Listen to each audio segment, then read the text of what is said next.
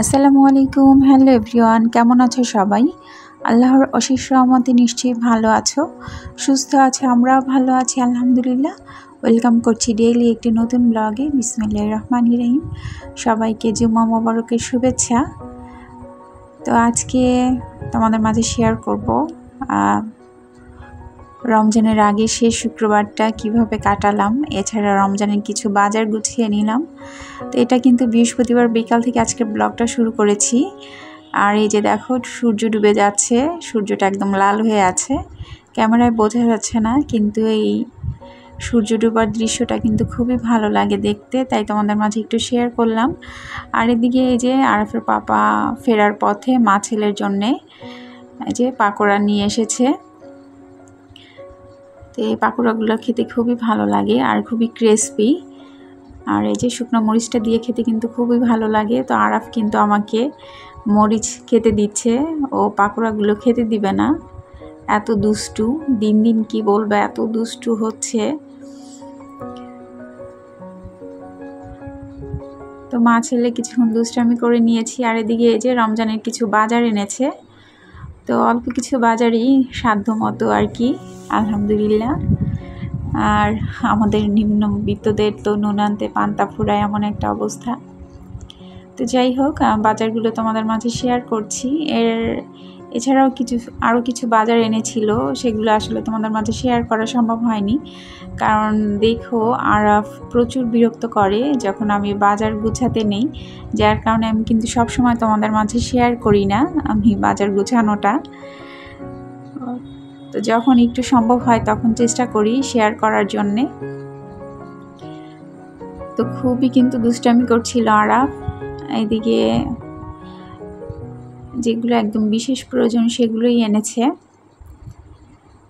তো এই বছরের রমজানটা আল্লাহ কিভাবে কাটাবে জানি না। তো এই যে দেখো, রিন পাউডার এনেছে, আর 3 ধরনের ডাল এনেছে, খেসারি ডাল, মুসুরি, আর হলো যে বুটের ডাল সেটা, আর ছোলার ডাল এনেছে, চিনি এনেছে, বেসন, তারপরে তোকমা এনেছে, ইসবগুলোর ভুসি এনেছে, এছাড়াও টমেটো এনেছে। তো অল্প পরিমাণেই এনেছে দুজনের জন্য, আসলে বেশি টমেটো আনলে সেগুলো নষ্ট হয়ে যায়, যার কারণে। তো যা বলছিলাম, আসলে আল্লাহ যেভাবে আমাদের রাখে, আল্লাহর কাছে সবসময় শুকরিয়া আদায় করা উচিত। তারপরেও এবারের রমজানটা একটু আমাদের ভিন্ন রকমই কাটবে।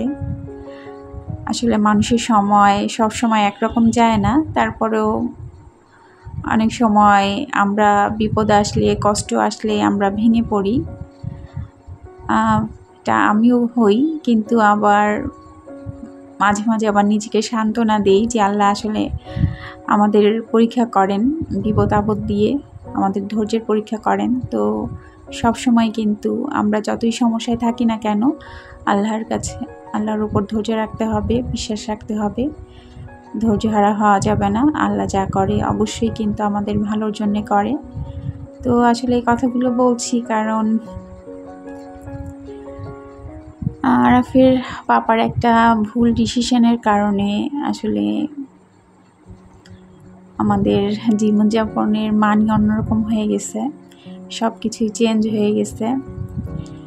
আসলে আল্লাহ আমাদের জন্যে যা করে, কারণ ইচ্ছাকৃত তো আমরা কোনো কিছুই করতে পারি না, হয়তো বা আমাদের ভাগ্যে ছিল, যার কারণে আমাদের অনেক সময় অনেক বিপদের সম্মুখীন হতে হয়। তো আমাদের ভালো যেতে চাচ্ছিল আর কি, সেজন্যই ও একটা ডিসিশন নিয়েছিল, কিন্তু সেটা হিতের বিপরীত হয়ে গেছে। কারণটা আমি তোমাদের মাঝে শেয়ার করতে পারছি না। তারপরও সবাই দোয়া করো, আল্লাহ যেন আমাদের সামনের দিনগুলো ভালো রাখে, ভালো কাটায়, এটাই আল্লাহর কাছে ফরিয়াদ করি। তো এই যে দেখো, আরাফ কিন্তু খুবই দুষ্টামি করছে। আমি বাজারগুলো গুছিয়ে নিচ্ছিলাম আর অসম্ভব দুষ্টামি করছে। তো খেজুর টেজুর এনেছিল, সেগুলো আমি গুছিয়ে রেখেছিলাম, সেগুলো আর তোমাদের মাঝে শেয়ার করলাম না। আর আমি 2 দিনের ব্লগ তোমাদের মাঝে একসাথে শেয়ার করছি। তো এই যে শুক্রবারের সকালে অফ ক্যামেরায় নাস্তাটা সেরে নিয়েছি, আর এই যে এখন চা খেয়ে নিচ্ছি। তো চা খেয়ে এই যে রান্নার প্রিপারেশন শুরু করে দিয়েছি। এদিকে দেখো আমি এই যে ডাল ভিজিয়েছি, 3 ধরনের ডাল একসাথে করি কিন্তু আমি সবসময় পেঁয়াজুটা করি। তো আমি এছাড়াও আরও কিছু ডাল আমি ধুয়ে শুকা দিয়েছি, সেটাও তোমাদের মাঝে শেয়ার করবো। আর এই যে চাকুইলা মাছ একটু চাটকা ইলিশের মতো, সেটা ভাজতে দিয়ে দিয়েছি। আর এই যে দেখো আমি ডাল কিছুটা এখানেও 3 ধরনের ডাল আমি ধুয়ে শুকা দিয়েছি, এটা আমি শুকনা ব্লেন্ড করে নিব। আর তো দেখলে ভিজিয়ে নিয়েছি, সেটাও ব্লেন্ড করে নিব। তো 2 ধরনের ডালটা সংরক্ষণ করব রমজানের জন্যে, বেশি সংরক্ষণ করব না, অল্প অল্প করেই নিয়েছি। আর এদিকে যে দেখো আরাফের পাপা একদম ফ্রেশ ডগরি মাছ এনেছে, অনেক দিন পরে এনেছে, আর আমাদের দুজনের কিন্তু অসম্ভব প্রিয়। তো রান্নাগুলো তোমাদের মাঝে শেয়ার করলাম না আর কি, রান্নার প্রসেসটা কীভাবে করলাম, তো কি রান্না করছি তাই তোমাদের মাঝে শেয়ার করলাম। এই যে ডগরি মাছ বেশি করে কাঁচামরিচ টমেটো দিয়ে ভুনা করে নিয়েছি, একটু মাখো মাখো ঝোল। আর এই যে চাপিলা মাছটা বরবটি দিয়ে শুকনো শুকনো করে নিয়েছি, বরবটির জন্য কালারটা কেমন যেন দেখাচ্ছিল। এই যে দেখো ডালগুলো একটু আধা ভাঙ্গা অবস্থায় কিন্তু ব্লেন্ড করে নিয়েছি। তো ডালটা কিন্তু দুপুরের কাজকর্ম সেরে রান্নাবান্না সেরেই ব্লেন্ড করে নিয়েছি। তো ক্যামেরায় বোঝা যাচ্ছে না, ডালটা কিন্তু আধা ভাঙ্গা অবস্থায় আছে। আর দেখো এই যে আমি 10 দিন হবে, মানে 10 রমজান পর্যন্ত যাবে এরকম পরিমাণে ভাগ করে নিয়েছি। আর আমি বক্সে রাখি না, কারণ বক্সে ছাড়াতে গেলে অনেকটা সময় প্রয়োজন হয়, ছাড়তে সময় লাগে, যার কারণে কিন্তু এইভাবে একদিনে যতটুকু লাগবে সেই পরিমাণ পলিতে করে আমি এভাবে ভাগ ভাগ করে রেখে দেই। আর বেশি পরিমাণে কিন্তু আমি ফ্রোজেন করি না, আসলে ফ্রোজেন করা খাবার খেতে ভালো লাগে না, আর আরাফের পাপা অতটা খেতে চায় না। তো ও কিন্তু আমাকে ব্লেন্ড করতে নিষেধ করছিল, বলছিল পাটায় বেটে নিতে, তাও ব্লেন্ড করে নিয়েছি। আর 2 ধরনের ডাল সংরক্ষণ করব। তো এদিকে যেহেতু রমজান চলে এসেছে, আর রমজানের মধ্যে তো বের হওয়া সম্ভব না, তাই রমজানের আগে শেষ শুক্রবারটা বিকালে একটু বের হয়েছি, আর একটু লেট করেই বের হয়েছি আসরের নামাজ পড়ে নিয়ে।